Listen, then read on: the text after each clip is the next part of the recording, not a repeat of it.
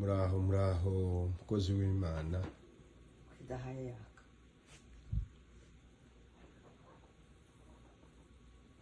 muraho mama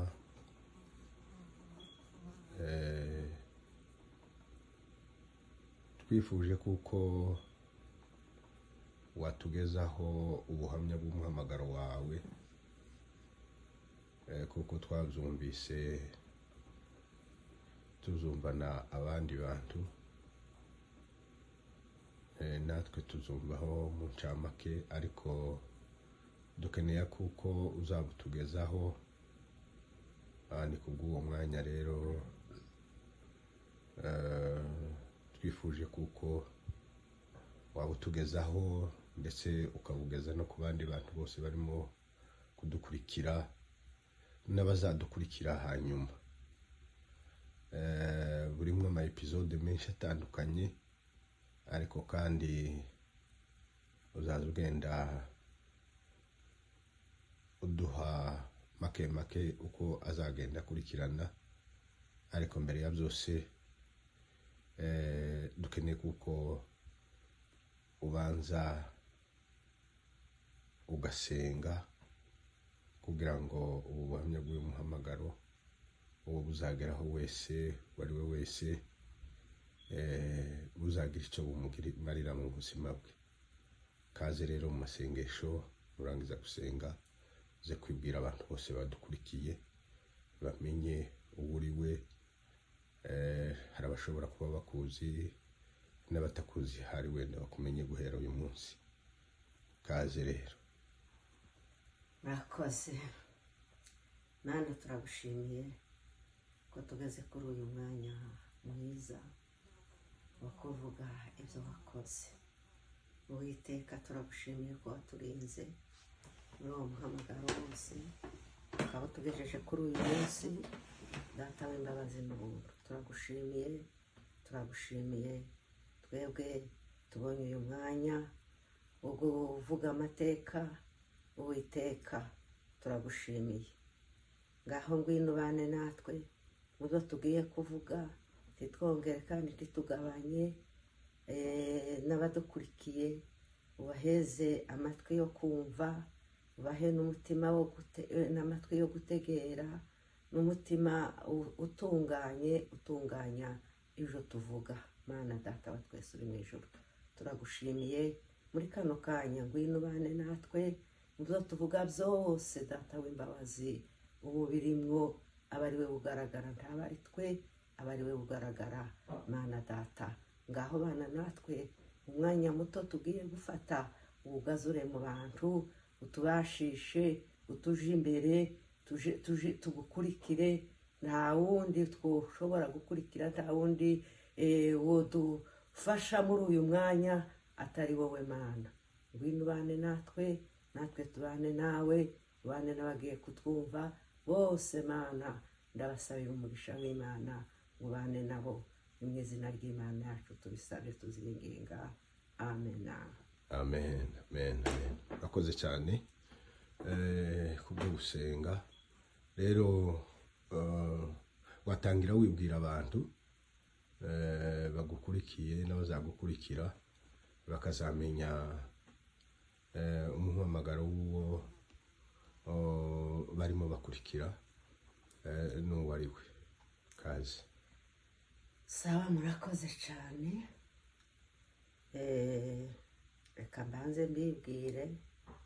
Jewe amazina yanje banyita Rahaba Nyirabwaka. Navukiye aho bita mu Minembwe mu Muzinda, umwaka w'1949. nje kuvuka rero, njewe mvuka nk'uko abandi bavutse. Ayo mazina ni mama na papa bayanyise, ariko sinababonye. Nkurana intimba. Papa yari yarashatse umugore wa mbere arapfa, washaka uwa kabiri arapfa, washaka uwa gatatu aragenda. Nkurana intimba, nkurana umwana wamenyereye intimba. Nari nk'umugore mwa data twari 5 bandi 4 bose barerwa mu miryango abaje usigara. Noneho rero urumva nakuranye intimba nyinshi, ariko ngejeje mu mwaka mfite imyaka 8 menya kwa Muyomba, Mukamuyomba yari yitwa Mariamu, kugira ngo muramuzi kuko abantu bagenda babunga. Ubwo navukiye mu Minembwe, nagiye kwisanga turi mu Bibogobogo, aho bita mu Rutabura. Hariho umukecuru umwe witwa Mama Mariamu, nkaza ngendayo kuja kubaramutsa, nkagenda mfite intimba nyinshi. Twashika akatubwirije ubwami bwo mu ijuru, akatubwira amakuru yo mu ijuru, akadufarije, kumva merewe neza cyane, kumva merewe neza. Kavuga ngo si iryo juru n'imfubyi zizajamwo, arambwira ngo zizagenda, ngo mupfe kugenda muze mwihana, ngo mutunganye ubuzima bwanyu. Twari abana nyine kuko namwe mubibona, bagenda bashotorana kuri duke, tukamenya kwitunganya kugira ngo tuzaje muri ico gihugu. Ngo buce turatandukana, Jingaji nabo basigara aho ngaho mu Bibogo mu Rutabura. Ngo tumare gushika Ingaji, none ngenda mbabaye cyane, nahoranaga intimba y'ubupfubyi bwa mama. Noneho ubwo ngubwo ngenda n'ubupfubyi bwa Mariamu, kuko yazaga tubwira, nazaga shikayo yavuga ko mva naruhutse. Ndavuga ngo se ko mama yansize, none tugiye aho Mariamu akaza atubwira amagambo y'ijuru, ninde uzosubira kutubwira akatubwira iby'ijuru? Nuko rero kagenda kaja mu gihuru, cari nk'ubutayu niko novuga, ariko nyine kujya bivuga ngo nimuze twihererane munsanga ahantu hatari abantu. Kamenya uburyo nagenda nkaja gusenga, nasenga Imana yanje ikanyiyereka, kagira agahinda kenshi. Ngo buce noneho ngiye namara gusenga kumva ndahunyije, ngiye ngo gusinzira, kasinzira. Namara gusinzira kaja mwiyerekwa umunsi umwe, mbona ngiye ahantu shike, mbona n'ahantu nahasanze ibintu nka 3 bucya. Nahasanze umuco mwinshi, utava ku zuba, utava ku kwezi, utava ku nyenyeri, umuco gusa. Noneho ndabaza ngo se uyu muco urava he? Aravuga ngo ni umuco utava ku kwezi, kw'izuba, ni umuco uva mu mababa y'Imana, niwo utumurikira twese aho turi. Noneho nibuka wa murireje wavuze ngo Yesu niwe muco waho, ngo n'izuba ritarenga. Numva niwo muco tuza turirimba, numva ndanezerewe cyane. Arabasara anyereka isi nari mpagazeho, kabona imeze nk'ibyuma, kabona imeze nk'ibiyo. Noneho ndavuga ngo se iyi si no ihagararaho tuzomeneka ibi biyo? Arambwira ngo tuyimeneka, hagarara komere. Nje guhagarara numva ni nkuko kwisima birakomeye. Aho ngo amare arasubira anyereka abantu bari ko bahimbaza, bavuga ngo weru. Ndasambona intebe zikayangana, tarigera mbona n'ubundi. Arambwira ngo aha niho hahandi Mariamu yagaza ababwira, aha niho hahandi, uyu ni umuco utazuva ahandi, uva mu mababa y'Imana. Izi ni intebe abakiranutsi bazicaraho. Iyi si niyo mu ijuru, ni yindi uzabumva ngo mu ijuru hari isi ihebuje, ngo abera ba Yesu niyo bazoba. Noneho numva ndatangara. Aravuga ngo izi ntebe n'iz'abakiranutsi bazicaraho, naho biri uhayibona biba bikubita amababa, bikubita amakamba, ni abamarayika bahaye bahimbaza Yesu. haleluya. Noneho rero ngo abimbwire ibyo ni birebire kubivuga mu magambo ni birebire, ariko ndabivuga mu buke. Numva ndanezerewe, ndavuga ngo izi ntebe n'imfubyi zizazicaraho. Arambwira ngo habe naho azaba ari imfubyi, azaba ari abapfakazi, ngo bazazicaraho, ngo nizo bateguriwe. Iyi ntebe ntifite uwayiteguriwe, wiyogeje mu maraso y'umwana w'intama, akamenya kwihana, akamenya gutunganya ubugingo bwiwe, niwe wategurijwe iyi ntebe. Imana ishimwe. Noneho rero aravuga ngo ugende ubwira abantu ijuru rirahari. Si ukuvuga ngo ntiririho, ijuru rirahari, ijuru rirahari ryabikiwe abakiranutsi. Ubabwire mwitegure, ntabwo nsubirayo. Ndavuga ngo sinsubirayo. Aravuga ngo ya, urasubirayo, uracafite umwanya ku isi, uracafite abo uzabwira batunganya ubuzima bwabo. Haracari benshi, ugende uzaba aya magambo ubonye ntukayagira ubwiru, ahubwo uzoyabwire abo uzabona. Noneho rero ibyo ni birebire, reka mvuge nabonye iyerekwa gatatu. Nyuma y'ubwo mbona igicu kiraje kivuye iburasirazuba kigeze aho twari turi, ugishika aho twari turi mbona kiraturise kivuyemo umuriro. Baravuga ngo uriya muriro niwo uzorigata abanzi b'Imana. Ugenda uzabisanga muri Zaburi 68 ivuga ngo ivuga ngo Imana izahaguruka abanzi bayo batatane, ngo kandi abayanga bazahunga mu maso hayo. Iryo jambo simbisoma, mwobisoma namwe. Noneho rero numva ndababaye, numva ngize agahinda. Iyerekwa rya kabiri ntiryabaye nk'irya mbere. Irya mbere ryari ryiza, ariko ku rya kabiri riba ribi kurushaho. Aravuga ngo kugira ngo mbanze nkwereke biriya, ni ukugira ngo ubibone, kugira ngo ubone uko wirinda uriya muriro ukeneye kuzaja muri kiriya gihugu. Kiriya gihugu rero ihaye kivamwo umuriro n'amazutu, n'ibyo kuri gatabanzi b'Imana, abatatunganyije ubugingo bwabo, abatatunganyije imirimo yabo, abatatunganyije gusenga kwabo, babibona nk'ibisanzwe, nibo uhayibona, nibo bazaja muri uriya muriro. Irya gatatu rero mbona shisa ahantu hari inzu imeze nk'ikanisa. Arambwira ngo iriya nzu genda uyirebe. Ngo ngende ku muryango wayo mpasanga abantu babiri bikoreye imizigo.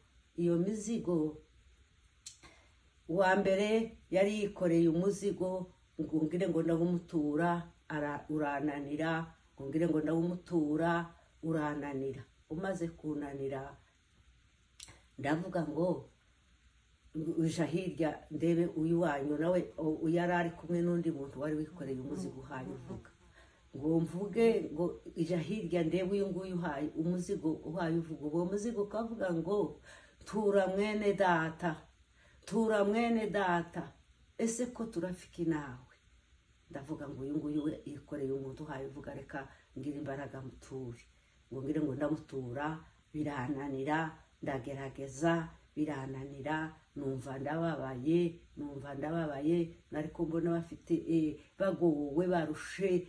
Ndabasiga bagira ngo binjire mu muryango, umuryango ukaba munini, ukaba mutoya, umuzigo bikoreye ukaba munini. Ndavuga ngo ese ibi ni ibiki naje kubonera ahangaha? Subirayo mbwira wa muntu ngo ese wambwiye ngo ngende hariya ndahasanga ibintu, noneho ni ibintu byo kumbabaza. Ngo shike aravuga ngo ngwinoga uje kubatura. Ntibikore, nahasanze abantu babiri bikoreye imizigo, none ngwino uje kubatura. Arambwira ngo ikibatura kiri muri bo. Uko byakunaniye nanje niko zonanira. Ntabwo nushobora kubatura. Imana nibo bawikoreye kandi nibo bawitura. Uriya wabonye wikoreye umuzigo wa mbere ni umuntu wishe umuntu ari kumuroga, ari ukugira gute urupfu rwa sida, urupfu yatekereje, urupfu yateganyije, akica umuntu. Ni uriya bamutaye, agira ngo bamutaye mu kuzimu, naho bamumukoreye. Rya jambo abwira, rya jambo ryo muri Obadiya imwe ni versi 15 rivuga ngo umunsi w'Uwiteka uraje, uziha amahanga yose uko umuntu yagejeje niko azagenzwa, kandi ibyo yakoze byose bizamusubira ku mutwe. Noneho ndavuga ati uriya wundi wikoreye umuntu ubona ni umuntu wabesheye umuntu.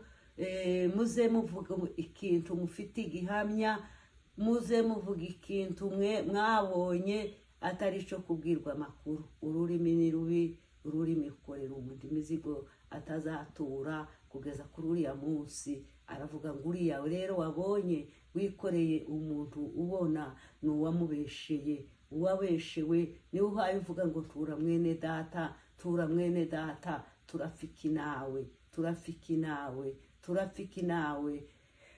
Rero arambwira ati ibyo byose rero ni ururimi rwabibakoreye. Bagira ngo ni umuntu bamutaye mu kuzimu, cyangwa se akagira ngo ntibishobotse, ngo ariko aravuga ngo kuko yabibwiwe. Oyaye, ndababwiye ngo nimba ari umuntu wabesheye umuntu, uzi umubaza ngo ese waramubonye. Bene data, twibaze, turashafite umwanya, muze mugenda, umuntu avuga icyo yabonye, umuntu uwica yica, ubesha beshe, ariko hari umunsi.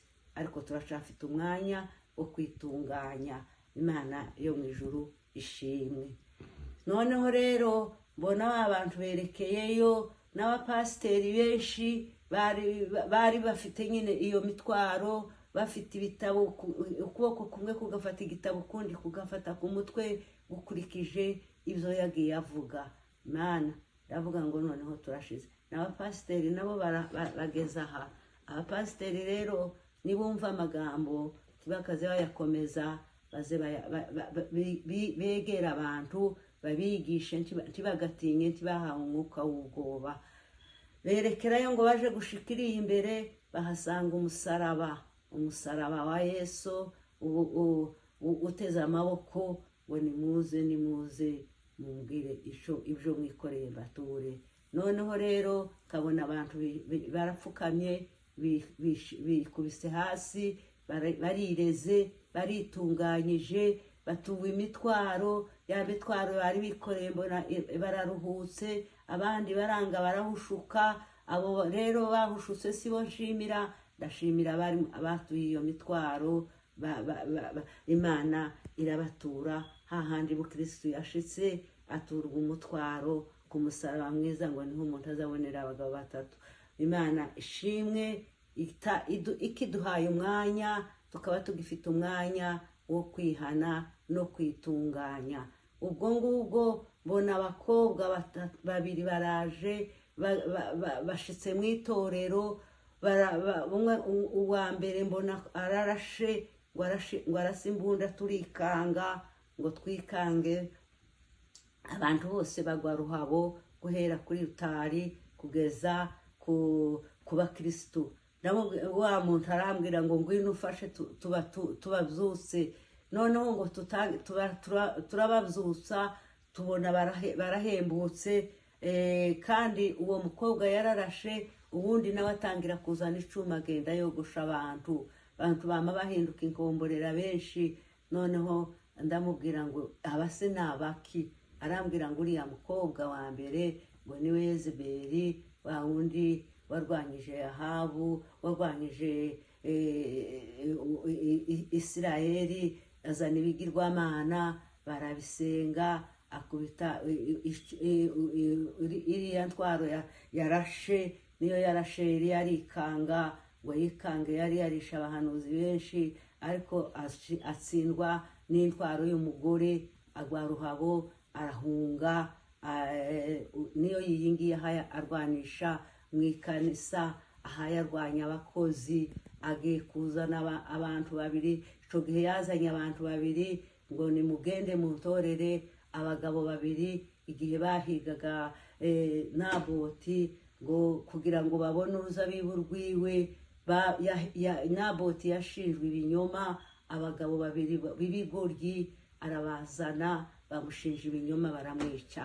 Aravuga ngo uyu mwanya ngo hagiye guhaguruka abantu bo kubesha, bazoza bashinja abantu ibinyoma, bashinja abantu ibinyoma, abana babeshere ba nyina, abagabo basubiranemo.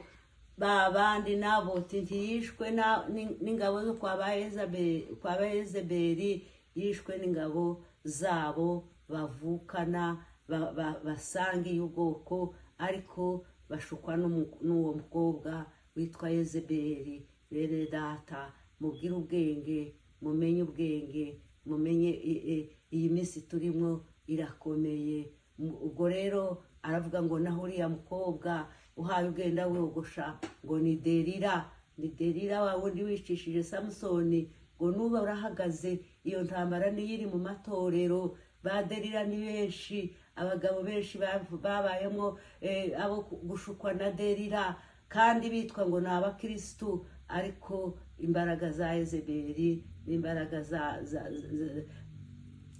za Yezebeli n'iz'uwo mukobwa zabaye nyinshi, n'iza Delila zabaye nyinshi, ariko dufite Imana.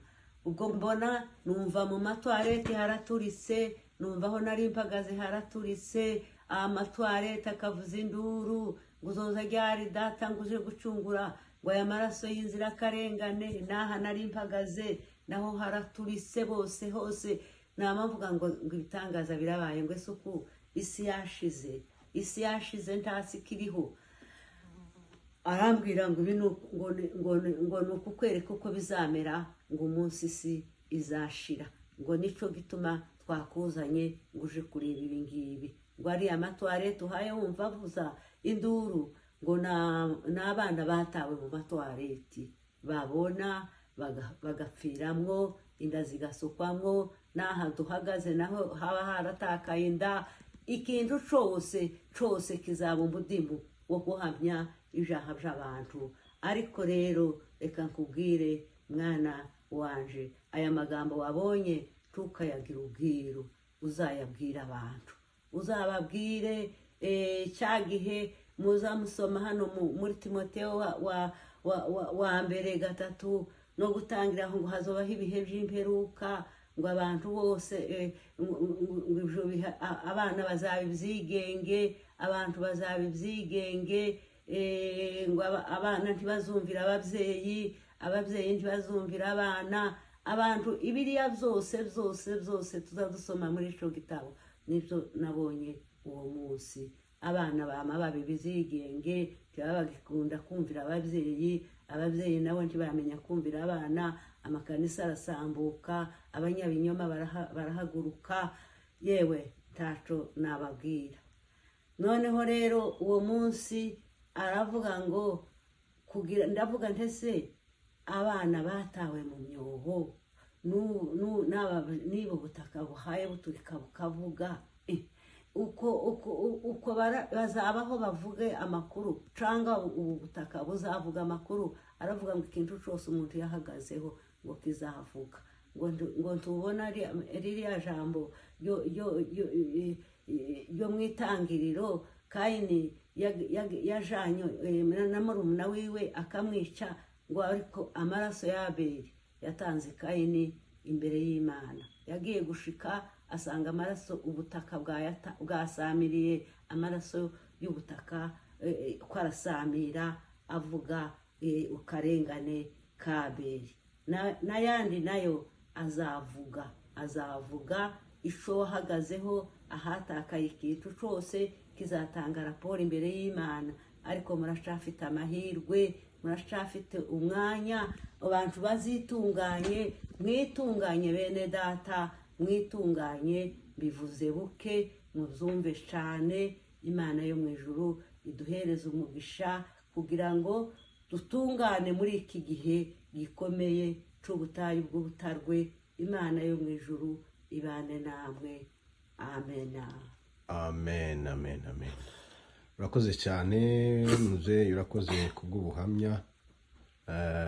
Ndibwira kuko iki ari igice cya mbere, tuzakomezaho n'ibindi bice byinshi bikurikira, kuzageza n'ukuntu twumvise wanditse igitabo, kandi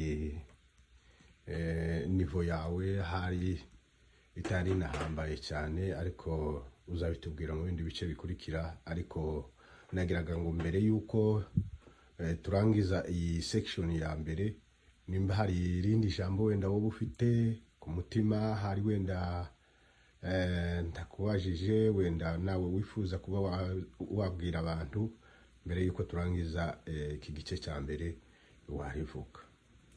Mwanya n'uwawe. Murakoze cyane. Kugira ngo tubwire abantu, ndashaka ngo hari imfubyi zimeze nkanje uko nakuze, hari imfubyi nyinshi. Timwihebe bene data, timwihebe. Igihe cyo kurira n'igihe cyo guseka. Ubu ngubu ndi hano muri Amerika, niho ndi kumwana wanje. Kuva ico gihe nagize ico kibazo kugeza nshatswe, Imana yanje yarantabaye, impeza abana bambera ba data, abandi bambera ba mama. Rya zina rya mama rirasa rirahagarara. N'ubu mfite abahungu n'abakobwa. Nawe nimba uhuye n'ikibazo nk'ico nahuye naco, ugende usaba Imana. Ihuye n'igihe, ariko umenye ko igihe kiza gishira ikindi kikaza. Umenye kuko Imana izaguhindurira amateka. Imana yacu ntizigaherwamo, tuheranwe n'agahinda, tuvuge ngo nuko bizahora. Ariko nimba ari n'umupfakazi, nimba ari n'imfubyi, umenye kuko igihe ni igihe wahuye naco, ariko hirya y'ibi hari ibindi. Hirya y'igihe cy'ibibazo hari ibyishimo. Hirya y'igihe cy'amarira hari impundu. Hirya y'igihe cy'amakuba hari umunezero.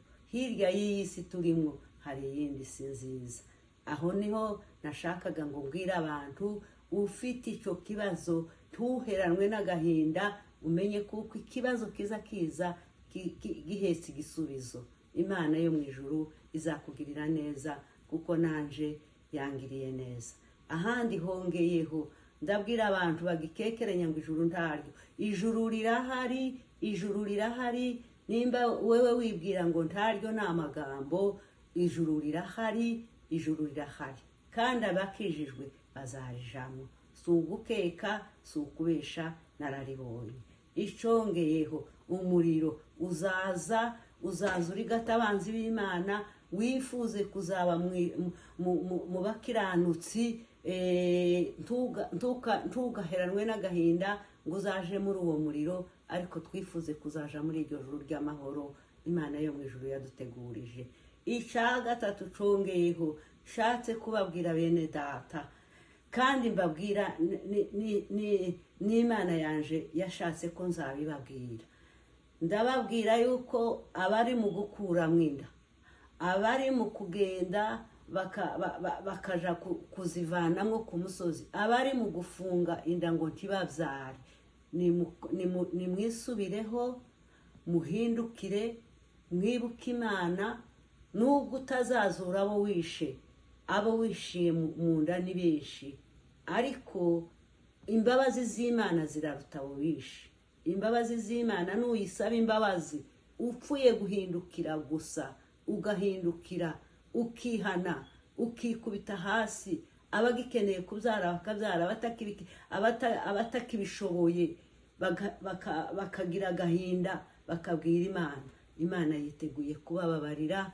Imana yo mu ijuru ifite imbabazi ziruta ibyo mwakoze. Ibyo mwakoze ni byinshi, ariko amaraso ya Yesu arabiruta. Imana yo mu ijuru ibaha umugisha. Hariho rero irindi jambo nshobora kubabwira. Ijambo mbabwira, mwirinde abahanuzi b'ibinyoma, bari mu kuza bagateranya abantu, bakakubwira amagambo atariyo, abenshi bagahindukana n'ababyeyi, bakanga ababyeyi bababyaye, bakanga abavandimwe, bakabashinja ibinyoma, umwana agashinja nyina ikinyoma bitewe n'abahanuzi. Rero bene data, nimwirinde iyi si turimo, irimo byinshi tutomenya kubivuga, ariko Imana yo mu ijuru iracafite imbabazi. ngo nimushaka Uwiteka bigishoboka kuko abona umwambaza akiri bugufi kuko ashobora kubumva. Mumubwire afite amatwi yo kumva, afite n'amaboko yo gukora. Nico nobabwira, mwirinde abahanuzi b'ibinyoma. Nubwo atari bose, dufite bamwe benshi bavuga iby'ukuri, ariko ab'ibinyoma barahari. Mubirinde. Izo nibyo nashakaga kubagezaho. Imana yo mu ijuru ibahereza umugisha. Amen. Amen, amen. Ndumva ufite byinshi uzageza ku bantu. Reka dutandukane kuri iyi channel yo kwa Muganwa. Imana yo mu ijuru ibafashe muri byose. Murakoze.